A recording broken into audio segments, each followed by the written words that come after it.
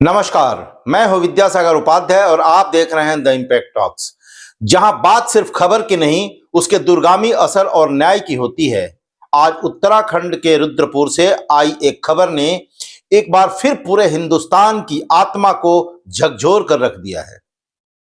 एक 19 साल की बेटी जिसका कथित तौर पर अपहरण हुआ और फिर उसके साथ जो दरिंदगी हुई, उसने कानून और इंसानियत दोनों को शर्मसार कर दिया। लेकिन सुन लें, इस देश के अपराधी पुलिस की पिस्टल से निकली एक गोली ने साफ कर दिया है कि अब पाशविक मानसिकता का अंत और सिर्फ सलाखों के पीछे या कानून के कड़े जवाब से होगा। आखिर क्या हुआ रुद्रपुर में? कैसे दरिंदरों ने भागने की जरूरत की और कैसे पुलिस ने उन्हें उनकी सही औकात दिखाई? सुनिए।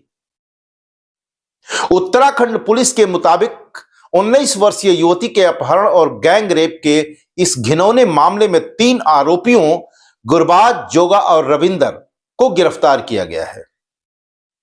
लेकिन इन अपराधियों का दुस्साहस देखिए।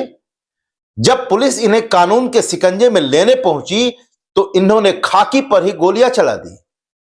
मगर वे भूल गए थे कि यह नया भारत है। यहां खाकी चुप नहीं बैठती। जवाबी कार्रवाई में पुलिस की गोली एक आरोपी के पैर में धंस गई और तीनों को वहीं ढेर करके दबोच लिया गया। इनके पास से अवैध हथियार और जिंदा कारतूस बरामद हुए हैं। लेकिन कहानी यहीं खत्म नहीं होती। अगले दिन जब पुलिस इन दरिंदों को क्राइम सीन रिक्रिएट कराने के लिए ले गई, जहां घटना स्थल पर यह घटना हुई थी, तो इन दुस्साहसियों ने फिर से एक बार भागने की नापाक कोशिश की। मगर शायद वे भूल गए थे कि कानून के हाथ जितने लंबे होते हैं, उसकी पकड़ उतनी ही सख्त होती है। पुलिस ने खदेड़ कर दोबारा इन्हें धर दबोचा। इस दौरान मौके पर मौजूद आक्रोशित जनता का गुस्सा फूट पड़ा और यह बताने के लिए काफी था कि समाज अब इन दरिंदों को बख्शने के मूड में बिल्कुल नहीं है।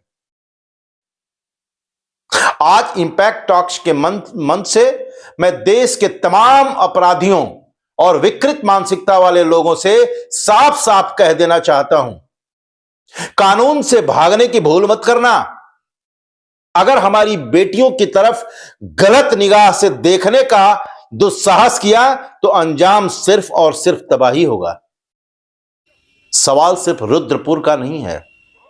सवाल इस देश की हर उस बेटी का है जो रोज खौफ के साये में जीने को मजबूर होती है। आखिर कब तक हम इस तरह की खबरें बनाते रहेंगे? अब वक्त मोमबत्तियां जलाने का नहीं, बल्कि ऐसे दरिंदों के मन में कानून का ऐसा खौफ पैदा करने का है कि वे अपराध करने का ख्याल भी लाएं तो उनकी रूह कांप उठे।